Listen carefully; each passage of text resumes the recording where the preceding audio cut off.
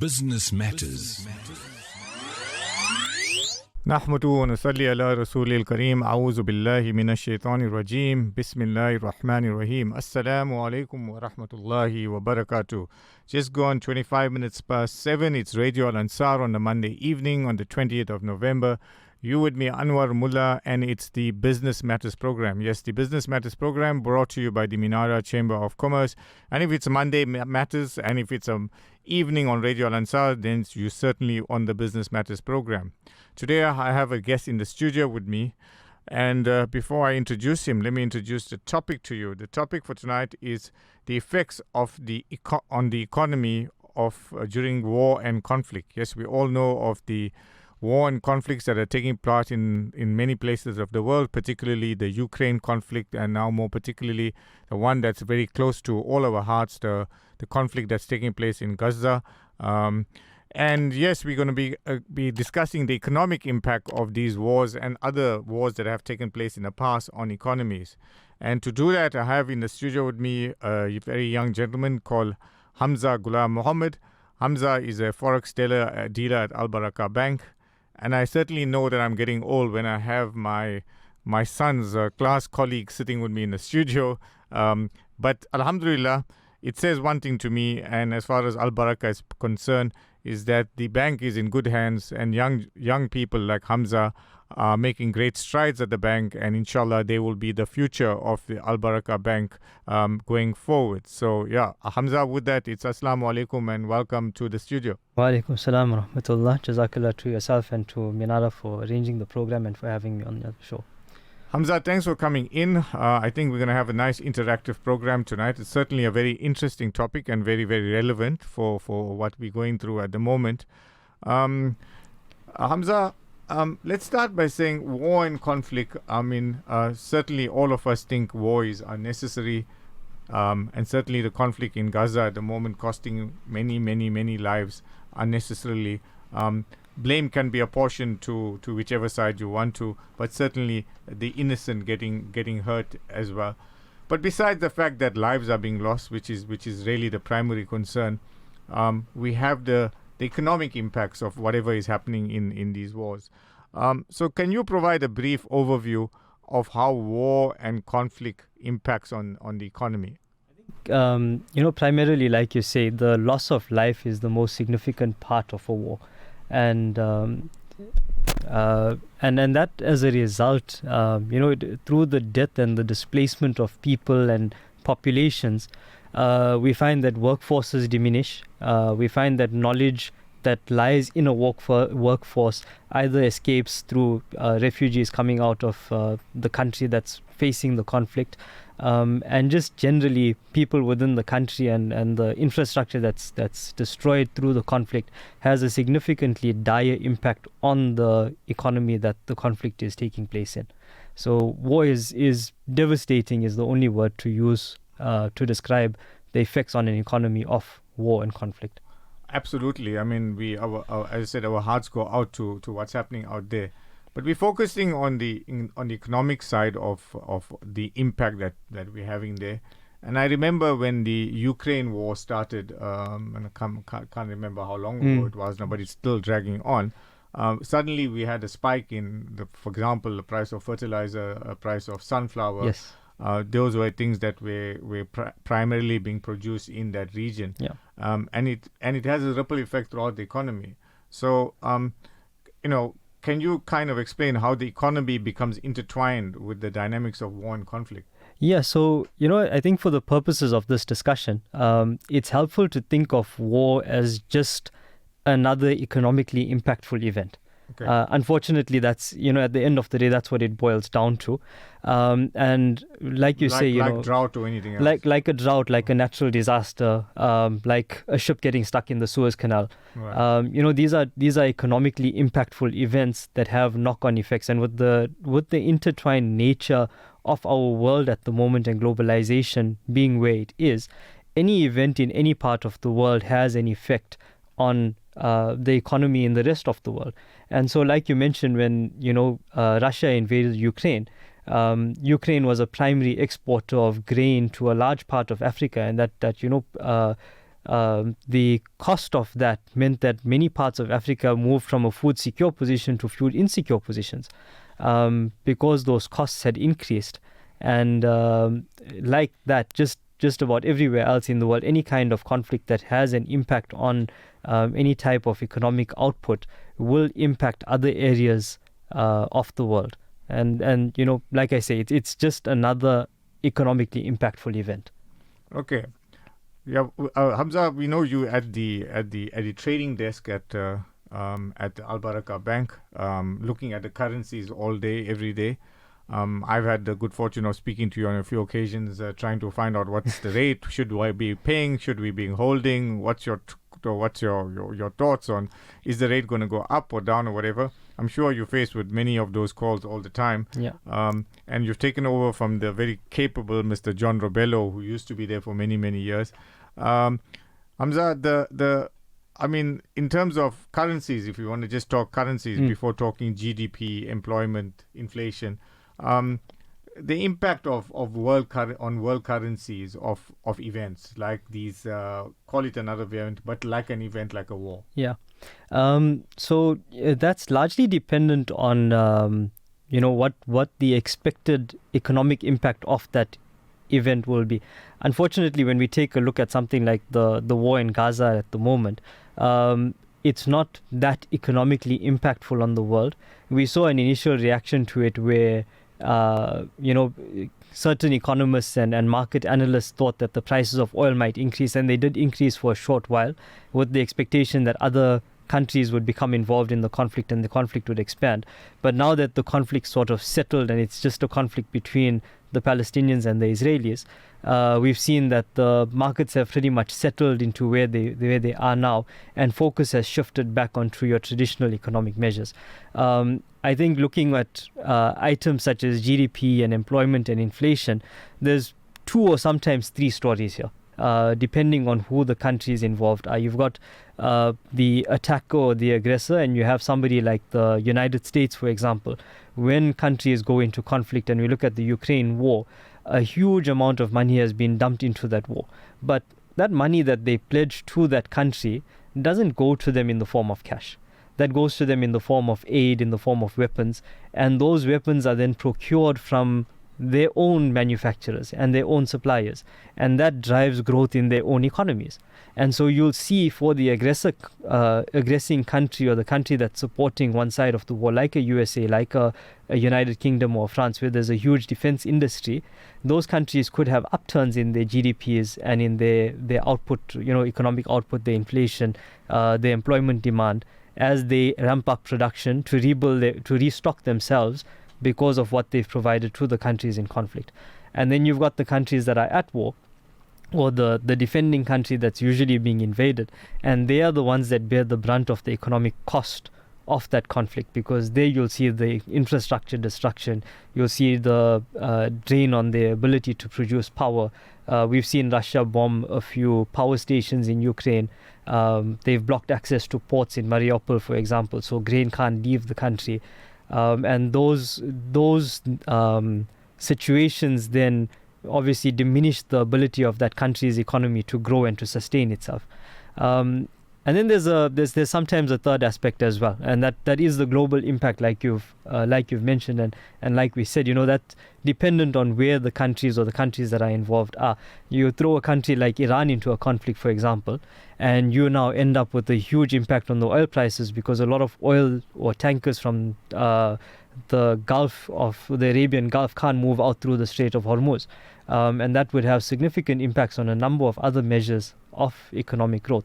So we just have to look at it, basically on a geographical scale or a geographical map, to see how far the extent of that conflict would be on the rest of the world.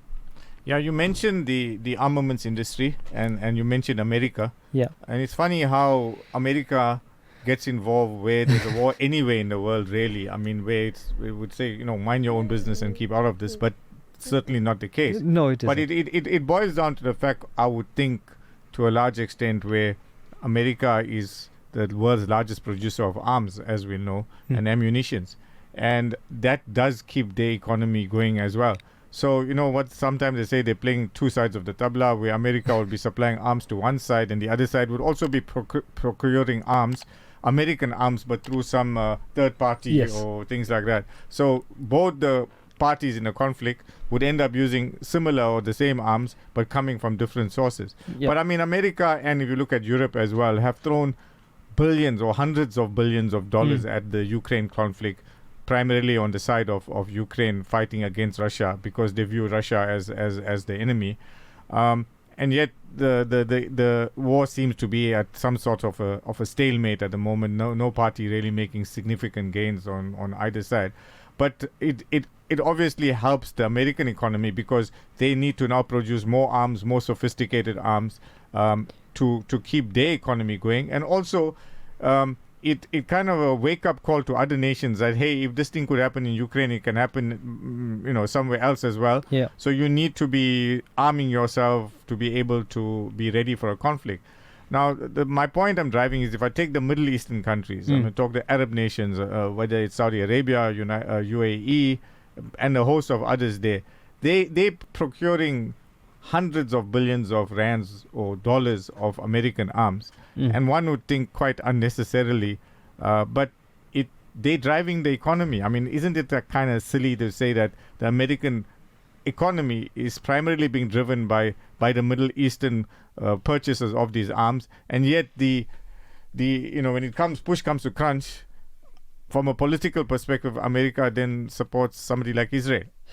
To a large extent, I mean, the Arab nations, I think, if you look at them, are, loosely joined together, or not very loosely, but through the GCC and organizations as such, have, with American backing as well, have joined up forces and in this existential threat that Iran faces or poses towards them. Sure. And, that's primarily, I think, what drives their purchases of weaponry and arms from the United States. And there's a loose axis, if you want to call it, amongst Iran, China, Russia, sort of, and then the BRICS nations on the side of that as a third to it, trying to counter the dominance of the West and of the American economy and the American influence that is exercised over global economies.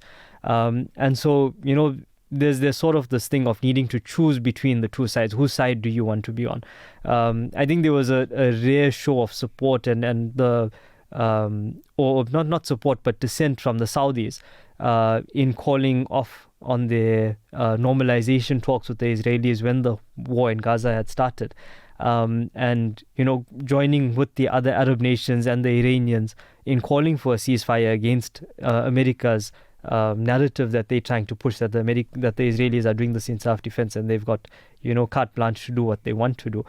And so there's these rare moments where you see these parts of dissent, but I think, like you say, at the end of it, that their support is American as much as what the facade might present out to the world differently.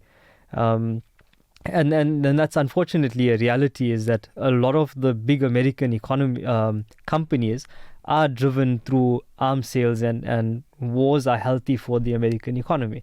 It gives them access to new ground. A lot of rebuilding that takes place after conflicts, especially where the Americans are involved, then goes back to an American company or contracted to Americans to then provide security, and it drives that whole economy of the defense economy, and it helps keep it going.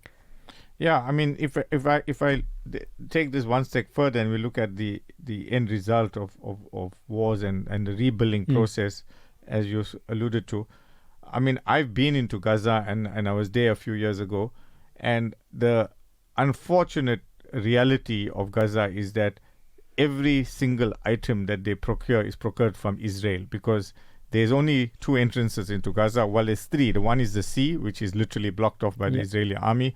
The second one is the entry from Israel itself.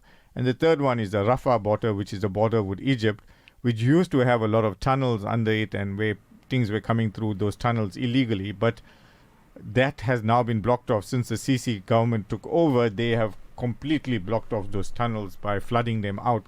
So those tunnels, and there were hundreds of them, have all been blocked off.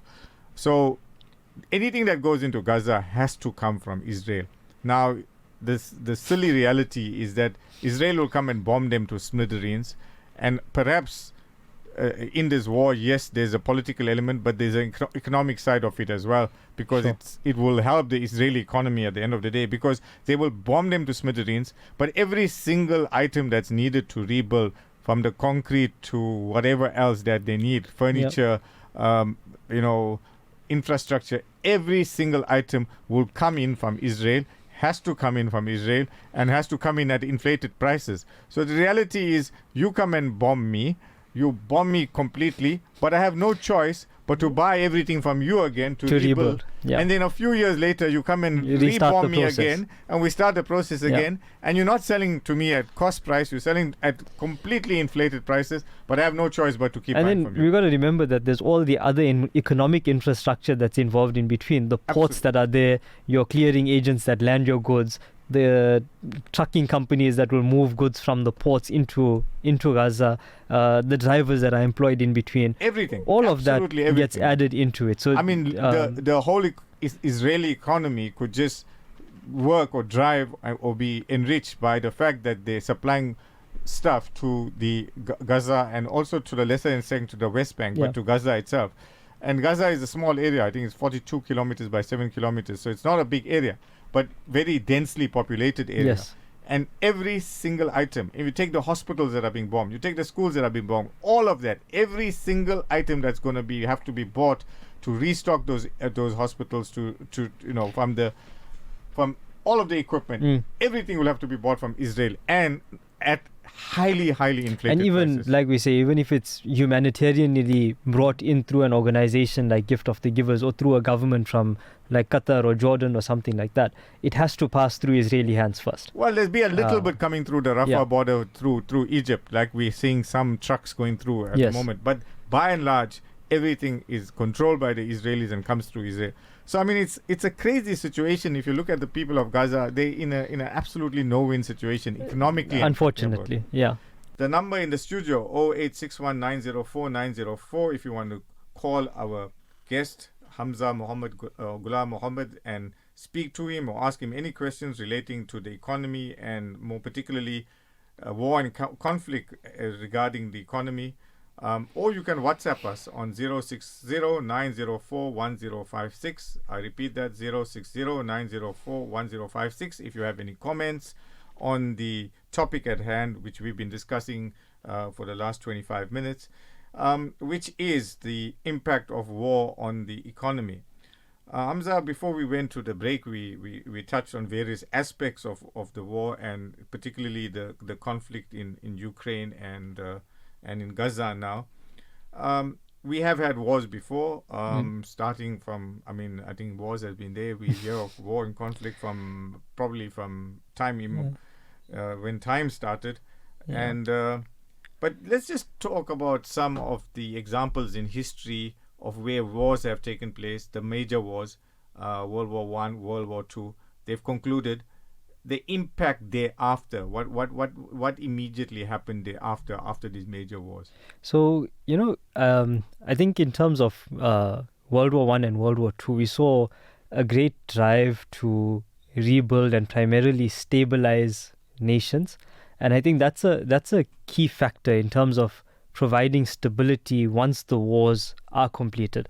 And if you look at examples like the Gaza war right now, one of the key questions that's come up both from the Israeli side and something that the UN and the US are also trying to figure out, if you will, is what happens to leadership afterwards. You take Hamas out of the equation, who do you put back in? Because you're going to have a power vacuum afterwards. And we've seen a nice example to look at here is Somalia. Since they've had conflicts, Somalia is one country on a map, but split into three different governments, if you will. You've got the central government that's AU-backed, that's based in Mogadishu. Then you've got Al-Shabaab that manages the southern half or the southern third of the country. And you've got the northern third of the country that's called Somaliland, that's a semi-autonomous region. And businesses there struggle to redevelop themselves because you're now answering to through three different sets of rules, three different tax collection entities. It's a very it's not an environment that's conducive to rebuilding an economy and to rebuilding the society at large. And going back to World War II, we saw the disparities that came about with the separation of Germany, and till today, I think that's still sometimes evident in parts of Germany where you've got East Germany that's slightly less developed than West Germany was, and that's primarily due to the types of leadership that Germany came under post World War II, after the war. So, one of the key factors to rebuilding a nation, and one of the long-term effects that comes about is, through the leadership that's absent or present in the nation afterwards. Okay, I mean, while you're speaking, the other country that comes to mind immediately is Libya, where we find two different governments. Post the conflict, it's just never been the same. No. At loggerheads with each another. And again, depending on where more of the international assistance goes through, I'm talking about military assistance, one side will have the upper hand and then the other side has the upper hand. And one wonders whether they, again, the powers that be, the major powers, are again supplying both sides just to keep them fighting so that the armaments industry can keep rolling on. And Libya is a very sad example, actually. Gaddafi was not exactly a poster child for the perfect leader, but under his rule, there was near zero homelessness in Libya. Education was freely provided by the government from preschool all the way through to tertiary education. Healthcare was free. Government stipends were being handed out to people. It was a very well run society for the most part. Well, the people were happy, and the people were generally happy. I mean, yes, there were parts of society that were definitely under Gaddafi's thumb and suffered under his rule. But for the most part, overall well-being of society was being upkept, and we've seen a dramatic turnaround in that. And like you say, there's depending on your requirements and what suits your national interest, different foreign governments are supporting different factors or factions that are acting in Libya, and for all intents and purposes have split the country in half. And oil revenues are at near zero level. A lot of their foreign currency holdings that they had have been frozen or blocked and not being released, or released at the mercy of international organizations like the IMF and the World Bank, etc. And that makes it very difficult again for the country to rebuild. And every time you need to bomb something, an airport or a power station or a road gets bombed, and that just destroys the infrastructure that helps the economy support itself. Yeah, unfortunately, the reality of the case. But the very nature of war itself, if you look at it, has changed quite dramatically. In the old days, you used to have face-to-face fighting, and then it became, but there were boots on the ground, so to speak. In nowadays, when a war is fought, it's not about that anymore. It's all about drones and everything is fought on a very technological kind of way. And I would think the future wars in the world would be about resources. They would be fighting over water, and they'd be fighting over other resources, but water being the main one. So perhaps that would kind of be the trump card in time to come. At the moment, a lot of it is very much fought for oil, and that's the main resource. But that will change when electrification takes place. As we see motor vehicles all moving towards more electrification, the necessity for oil will perhaps drop in times to come, or become less important, and then people will move on and something else will become more strategic. But let's talk about the long-term economic impacts of war, and what are the economic consequences of conflict on a longer-term basis. Yeah, so you're talking about resource war. Sorry, just stepping back from the question a little bit. We've already seen shifts in the interest of larger governments away from oil towards the Central African Basin, because it's resource rich in minerals and metals that are needed to support battery production. Right. And so that shift has already started. It's already moving away, and maybe to an extent that's also why they're not too interested in wars in the Middle East and supporting those anymore, And the fight it's now. all about lithium now. The new theater of conflict, if you want to call it, or of interest, if you want to call it, is around securing who has access to all of those metals and minerals that will give them power in the battery wars to come, and alongside that, water being there as well. Going on to the question itself and the long-term impacts of war on an economy. Again, you've got a severely diminished workforce already. You've got a lot of refugees that have taken the knowledge that they had and left the country, and then you've got a population of youth generally that have had little access to education or poor quality of education. Healthcare facilities have generally been destroyed, and so then there's no healthcare facilities and disease becomes quite rife. And then water and food security becomes big issues as well, and those are the focus areas then of those youth that grow up post-conflict. And with that, it makes it very difficult to actually rebuild an economy, because your human beings, your workforce at the end of the day, is what does the work. Without them, it's very difficult to actually then rebuild that economy. More on over to a little bit of a macro scale, all of your destroyed infrastructure needs to be rebuilt, and where heavy manufacturing and industry has been affected, all of those goods and services need to then be imported, which puts the country in a negative debt situation, because what income do they have to drive or to pay for those imports? Yes. They've got to borrow money for that, and generally borrow that money at very high costs from the IMF, from the World Bank, from a development bank. And those interest repayments then sit with those countries and those governments for years and years and years to come. And so do they ever really get to break out of that trap that they've now been set in? I don't think so.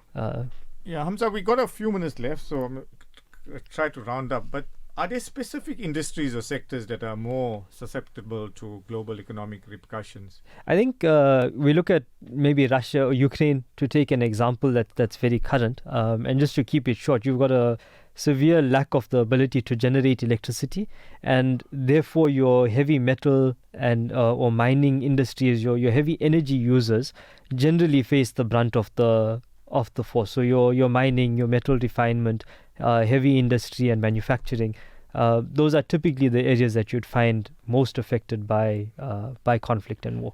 And how do businesses, small and large, adapt to the economic challenges posed by these conflicts? I think you've got two keywords that you need to apply. One is resilience, and the other one is agility. We saw during COVID how clothing manufacturers switched their business models around to start producing masks and medical gowns and things like that. And they adapted because people weren't going out and shopping for clothes anymore. They were sitting at home.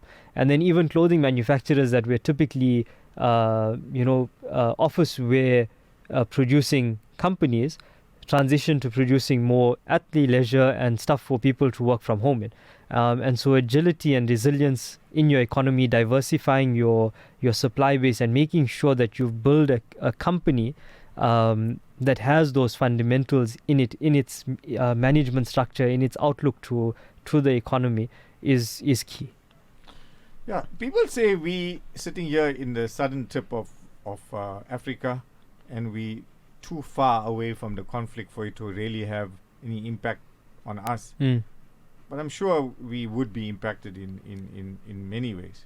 Yeah, no, definitely. I mean, like we said with Russia, Ukraine, we saw a drain on or a blockage through sanctions of Russian energy exports getting into Europe. And that drove a huge amount of demand for local coal exports. And that was the result, or resulted in those lines of trucks that you'd see when you drive towards Richards Bay, standing and waiting to deliver coal to the port, because that coal is all now going into Europe. As much as Europe puts itself out on the map as a clean energy producer and consumer, there's still a huge demand for fossil fuels.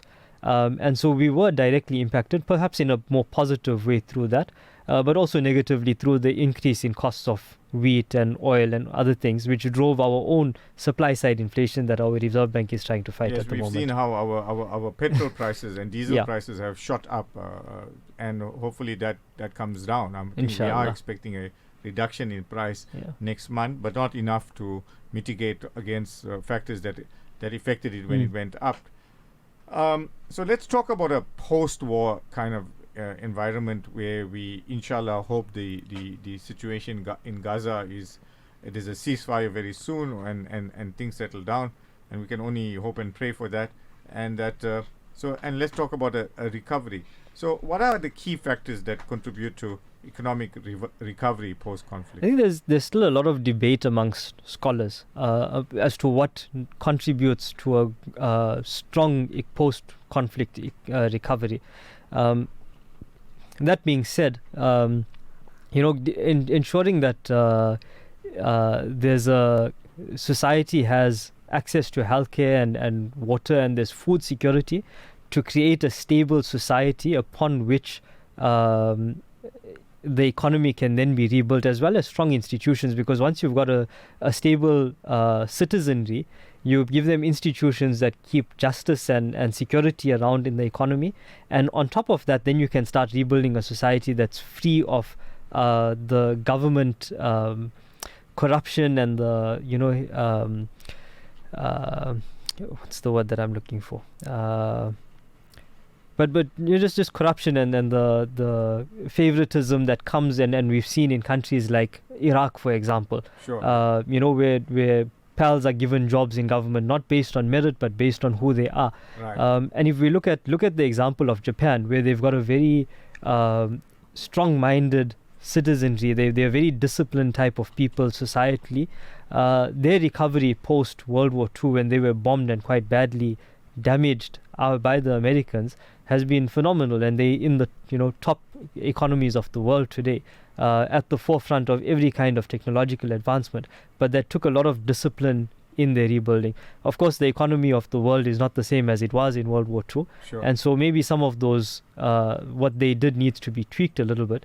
But primarily, I think focusing on securing your citizenship so that you don't have internal conflicts brewing afterwards, and building a strong leadership are key to rebuilding an economy after a conflict. Excellent, Hamza. I think well answered on that one.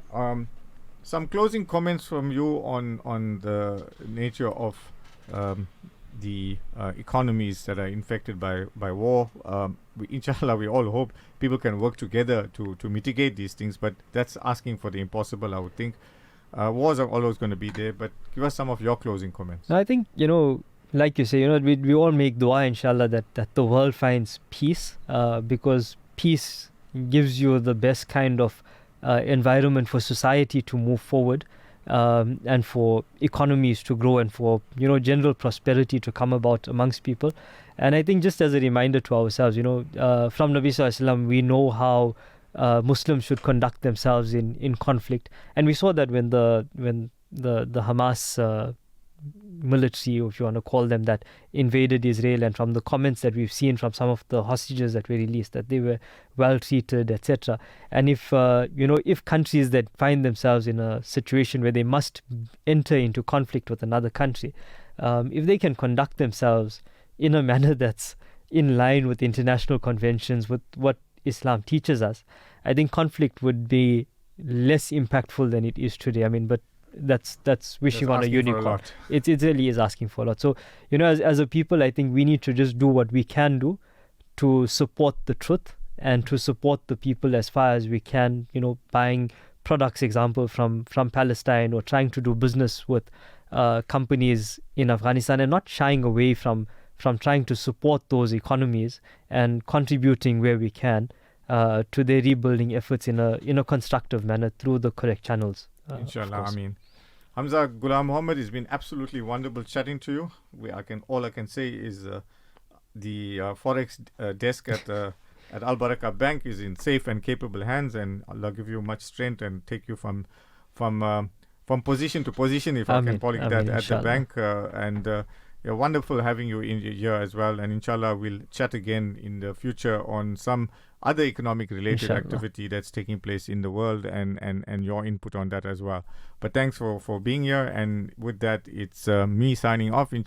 I will not be with you next week. I'm off to China for a few days of work, but the show will keep going on. The show must go on, as they say, and I'll be back with you inshallah in 2 weeks time with another Business Matters program. So with that, it's wassalamu alaikum wa rahmatullahi wa barakatuh.